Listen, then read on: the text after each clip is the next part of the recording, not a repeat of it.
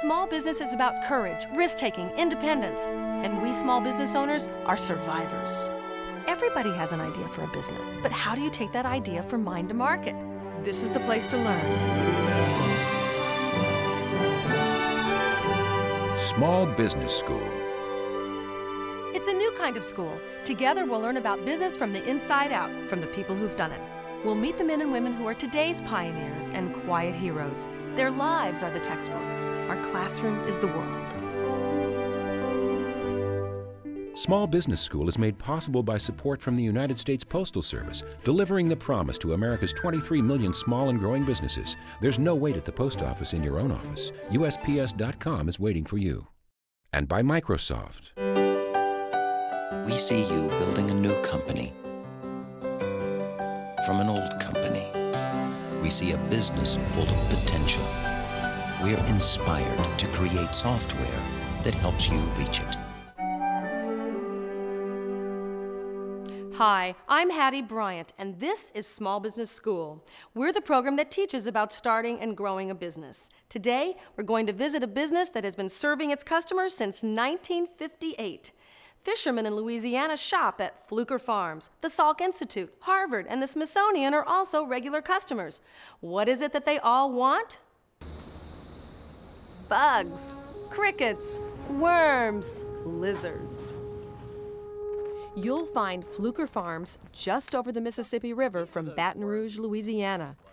People in Louisiana love their fishing, and that means they need bait. Today, the farm will ship 2.5 million crickets a week and hundreds of thousands of mealworms and superworms. The customers, bait shops, and pet stores want these little creatures live upon arrival.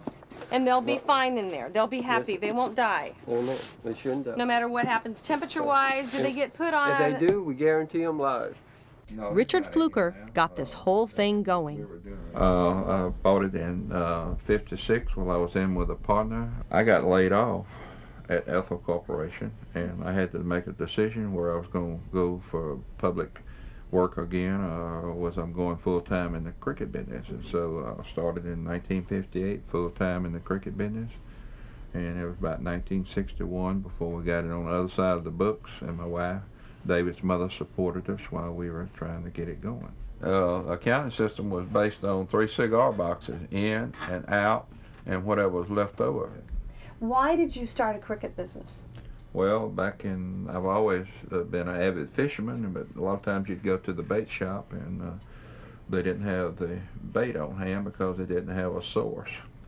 And so in my mind, that if someone was a supplier, could always supply the bait shops, well, it would be a lucrative business, in which it had turned into. And then in the meantime, in 1958, Lawrence Curtis came by the cricket farm, which was on the old 190. He did not have the interstate, and he was from the Fort Worth Zoo. And he said he had been looking for a source of supply of live crickets for the different animals that eat, live source of food. So in the meantime, well, he started ordering from us, and being a science teacher, well, I decided that universities and other zoos would be interested in crickets. And then it went from the zoos. Well, we had Dr. Michael Robinson, which is the director of the Smithsonian Institute. We've sold them crickets over the years, even when he was in the research program down in the Canal Zone about 20 years ago. We sold him quite a long time, better known as a Spider-Man. Marlon Perkins, Dr. Marlon Perkins at the St. Louis Zoo. Our motto is serving satisfied customers. Serving satisfied customers. That's right. When did you come up with that motto? When we first started.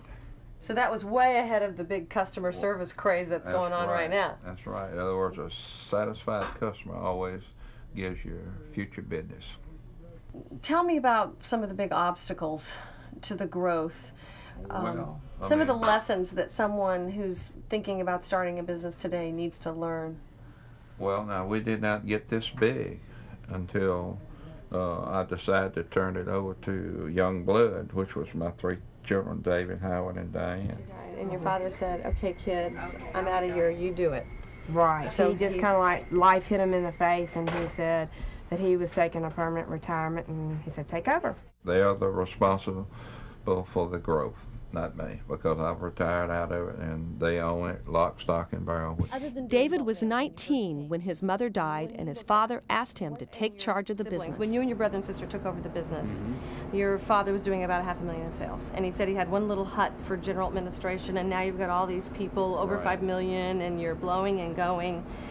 Tell me about some of the growth points, the critical decisions you think you made that caused all this growth to happen. Basically, believe it or not, one of the best decisions that we've ever made was using bulk mail to, to tap into the pet industry with a cricket brochure. A brochure? Yeah, well, it was basically like a little postcard that we'd mailed out, and we got a phenomenal response off of that. It wasn't very expensive, and for the cost, it was probably the most bang for the buck. A year or 2 later, we decided to go into the direct phone sales. So we really started out with bulk mailing, then we wanted kind of. So you took that same list, though. You took we the took same that same list and got phone numbers on the next time we ordered the list, and then we started calling all the pet shops. Okay, does it cost a little more to get the phone number on the list? Yeah, it costs a little extra. So Slightly, the first time we did it, we didn't worry about it, because we were trying to keep the cost low, and we didn't think to call. And then we got to thinking, hey, let's give them a call. All right. So now, when you look back from that original mailing, do you think you have a lot of loyal, wonderful customers from that original mailing today? Yeah. We've tried to maintain a loyal customer base. Like I said, we still get referrals. Let's say I get, 1 or 2 customers. That's a basic understatement. But let's say that I get a few customers from the mailing. Okay, well, those few customers normally turn into more customers because they tell other customers. So we still go back to the referral deal. In other words, if you take care of somebody, our basic philosophy is we don't want to sell to you once. We want to sell to you more than once. So let's say if they have a problem, well then, we'll take care of that problem. We'll even lose money on shipments just so that we can keep you as a customer, even if it's your first shipment. Okay. So that caring, that nurturing of the customer is a deep-seated philosophy of yours. Exactly. You're not trying to make a quick buck. You want to we want to do repeat sales. It doesn't do me any good to sell to you once. Other than doing bulk mail when you first came, when you look back, what can you see that you did back then that you're glad you did? Well, we took our current customer base and tried to sell products that they could use. So, we were selling them crickets already, so we said, hey, let's do another feeder insect. So we started doing mealworms. From there, so that was our second feeder insect. And if they buy crickets, well, chances are they also buy mealworms. Were you right? We were right. From there, we also added reptiles, iguanas. I was talking to my brother, and I said, Howard, let's do something else. Well, he said, why don't we do iguanas, because they're a bread and butter item within the pet industry. And my brother was right.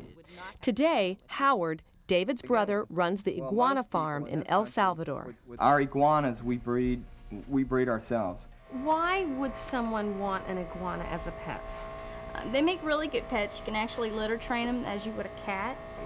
If I picked him up like this, he might not be as friendly to me. Oh, he would be just as friendly to you. You might have to be a little bit careful unless you're used to handling large iguanas. Howard's background and interest in technology led him to design this smart building where he raises reptiles in a controlled environment. For instance, in the morning at 6 o'clock, all of these cubicles are totally dark.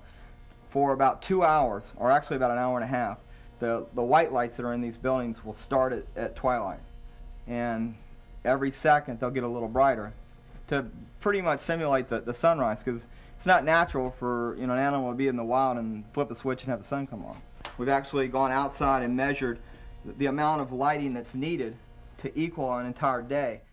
Just as you might guess, running a business together can stress the sibling relationship. Everyone that has a family business, I'm sure, experiences certain type of family problems, and everyone that owns businesses with family, you've all got to figure out some way to make it work. For instance, the cricket part and the reptile part are both moving forward in a very good direction. It's just we both disagree on certain aspects of it, but because we're living in 2 different countries, neither one of us are both involved in the day-to-day activities of the company. So it makes our relationship very, very good. It's really too bad that not every company that has a brother, sister, or whatever type of relationship can do this. I mean, we do it because it's inherent in being in the reptile business. And you needed to do it to grow the reptile business. And so it's working. So, but when it comes to little things, sometimes you disagree a lot, but when it comes to the big idea is that you're growing, you're building. We've never really disagreed on the big ideas. We've just disagreed on how to implement them. So what can we learn from that? What can someone who's running a family business right now learn from that? They can learn. We all need to learn that don't sweat the small stuff. The day-to-day activities that are small, that don't really matter. Don't let that create a problem between you and your brothers or sisters. You should concentrate more on the larger things that really matter in your company. Because if you concentrate on every little thing that you disagree with, then you'll never get along. Even on the big things, because every time you disagree with little things, there's a little part of you that carries on to the next problem. Right. While most of the ideas of the second generation have improved the business, they've made mistakes too. What have you tried that hasn't worked? We tried raising mice, and we had the orders for mice. We just couldn't fill the orders because we had difficulty raising the mice. Either this is the wrong climate, either we just couldn't make it click, but that was a considerable investment that did not work out. Do you mind telling us how much time and how much money you've put into that project? I'd say I probably put in close to, well, just in expenses, just like in capital expenditures, we spent about $50,000 of items that we could not use when that venture failed. Now, I did build a building, and fortunately we built that building to use as something else, provided that it didn't work out. But there was about $50,000 in wasted items. Labor and time, I couldn't tell you. You don't want to know. Yeah, I really don't want to know. But yeah, it's probably approaching about $100,000, I'd say, on that bad call. But isn't that something that you could teach others, and that is you have to try a lot of things. Some things are going to work and some things aren't. Yeah, I guess at some point, you've got to know when to say when, and we basically attempted to make that work for about 2 years. Imagine building an empire out of crickets. When David Fluker took over the leadership for Fluker Farms, it was primarily a regional bait shop supplier. Fluker was the company his father had built, and the customers were bait shops because David's father was a fisherman. And his customers were also academic research institutions because his father was a science teacher. David looked at the database with fresh eyes. While his dad went with his own personal experience in searching for customers, David did statistical analysis. He discovered a few pet shops in his database, and he thought, well, if I have one pet shop, why can't I get them all? So he bought a list, and there happened to be about 4,000 pet shops in the country at that time. He wrote some simple copy, put it on a postcard, and sent the postcard to those 4,000 pet shop owners. He began from that single contact to get new customers. He continued the mailing for 2 years, and then he thought, well, if the postcard is working this well alone, what if I had telemarketing? He only had one problem. He didn't have enough money to hire a bunch of salespeople. So he thought, what if I get some college kids to work part-time? They're articulate and they're energetic, and maybe that'll work. He's just across the Mississippi River from Baton Rouge, where LSU is located. He ran an ad in the school paper, and the rest is history. David discovered a missed opportunity in his database. We should all be so smart. Hey Joe, this is Waco down at Fluker's. Not only has hiring part-time college students to do his telemarketing been a fantastic idea, he has worked on at least 3 marketing campaigns with a group of marketing students on the campus. He goes to them with a problem, and they come up with a solution, all part of their academic training. Y'all sell something for me. All right, buddy. Bye. You don't have to worry about, you're going through the hiring process and then you lay them off. Well, then you're stuck, with all that unemployment and things like that. Plus, I needed some really well-spoken kids, and usually you'll find that in college situations. So I got a couple of guys. I got some extra phone lines, and they started calling. And next thing you know, it started working out really well. But Steve right here, he's doing international sales. That's how I was doing that earlier. It's a lot of work, but now we're getting all our products out into Spain, Japan. Well, now, Steve, when it comes to shipping internationally, are we talking the live products, or are we talking just the diets? We do dry products and live. So are the live products more difficult to get through the barriers? Yeah, you have to have special permits to bring any live animals to export and import. So it's a lot of stuff we have to make sure doesn't get caught up in customs. These young people are not only good at sales, they vitalize the company. They are computer savvy, smart, enthusiastic, and invigorate the place. Generation Xers may be getting a bad rap in the media, but David is finding they are making a great contribution to Fluker Farms. David is very proud he has taken the business systems from his father's old cigar boxes to 16 PCs, all networked, and software that makes shipping and billing a breeze. Technology here on the farm. We put out our email address on all our catalogs and brochures that we send out now, and we also advertise on our net site. We have our, a place on it where you can contact us.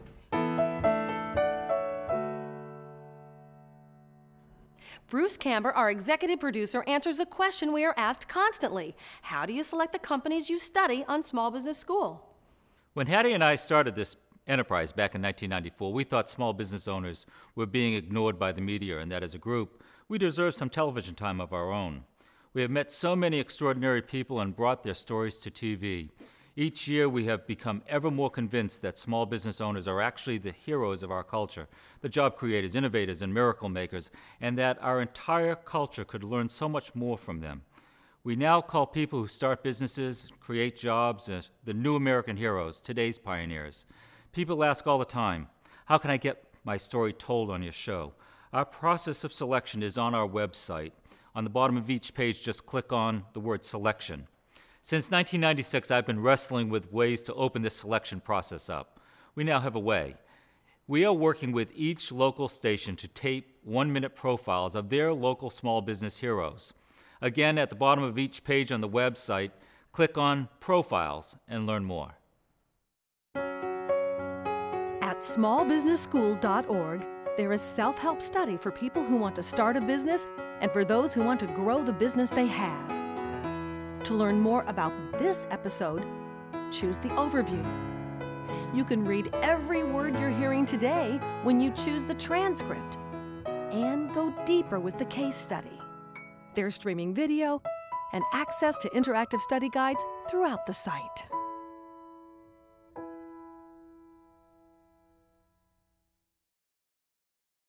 I catch him just like that, shake him up the pan.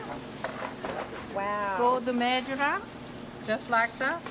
Okay, so you're measuring now. Yes, ma'am. This 1,004 week. This is 1,000 crickets right here? Yes, ma'am. You know that? I know that. How do you know? I know. I worked 24 years. That's why. You've done this for 24 years? Yes, ma'am. Okay, so for 24 years, this has been 1,000 crickets? Yes, ma'am. This 500 4 week. This 1,004 week. This 1,500 4 week. Unfortunately, this is a hot, dirty job.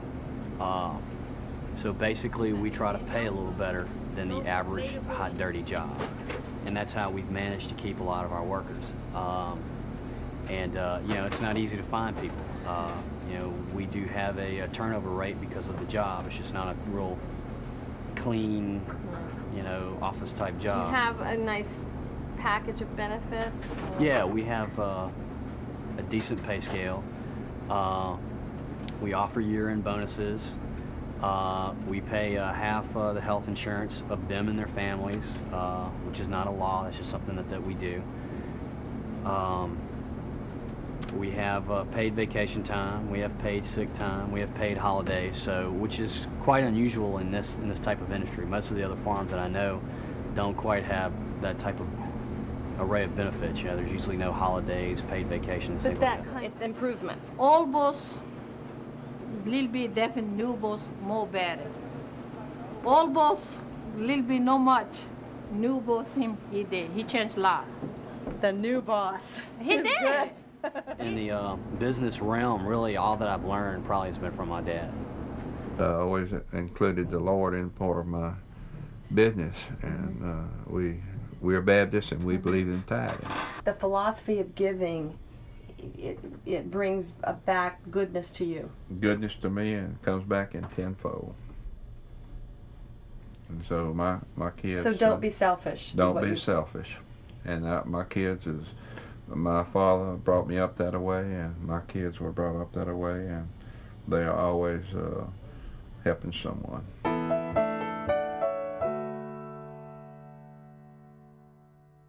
David and Howard see a bright future. Howard has plans to raise a bright blue iguana, which he believes will be a bestseller, and the two look forward to growing the iguana food business and then their newest invention. We're going to be able to buy Fluker chocolate-covered crickets in the Sheraton hotels any day now. Yep. There's kind of a little story to this.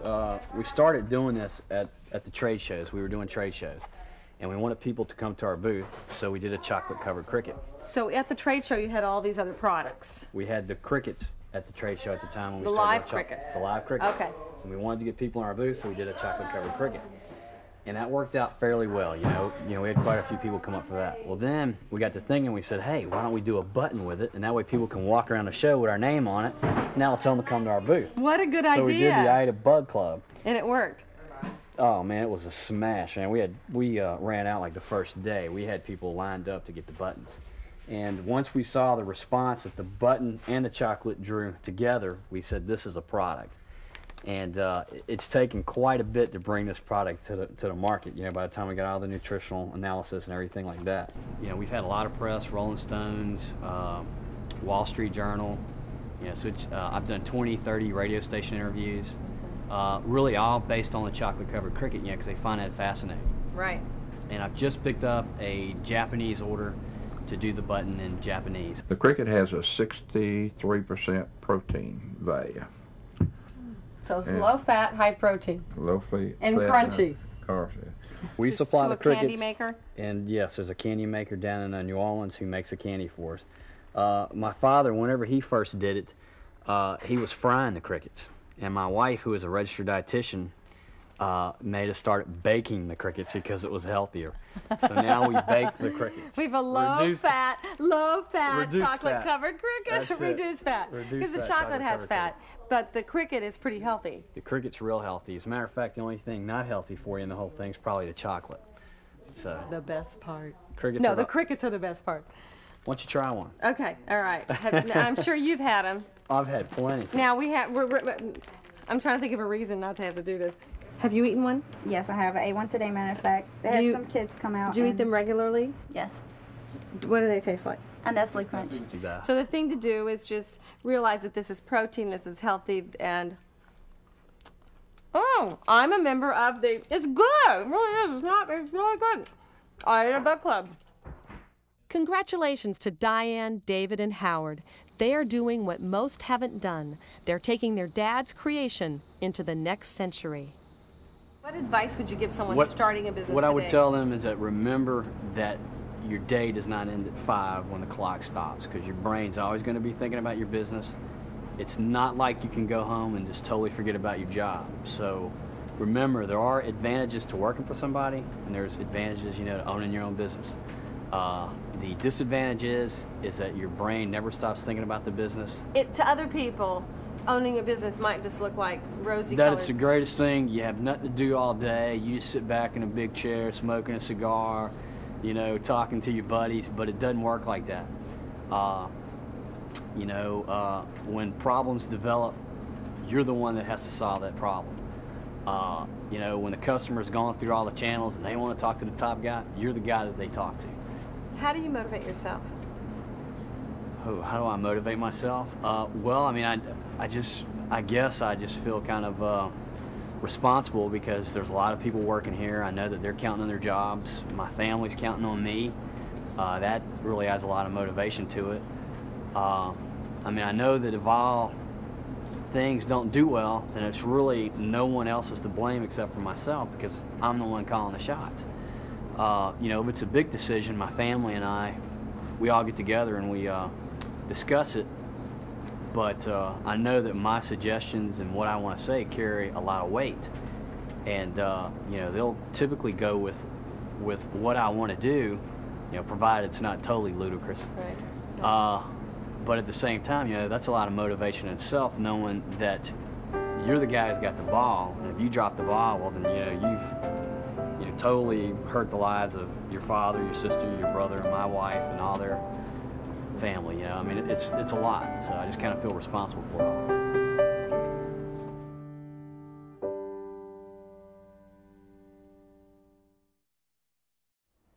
Want to grow your business? Do what David did. Look at your database to discover missed opportunities. We'll see you next time.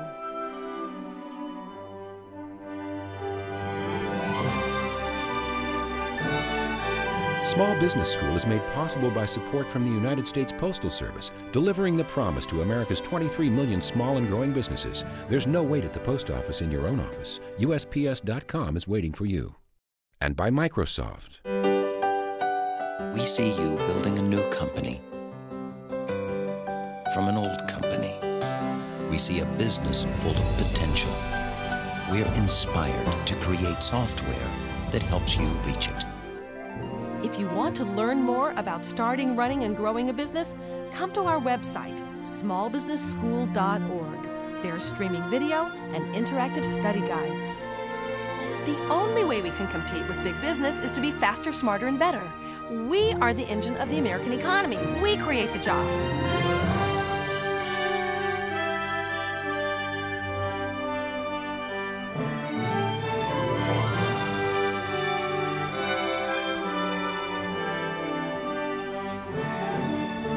Small business is about big commitment. It's about sacrifice and struggle.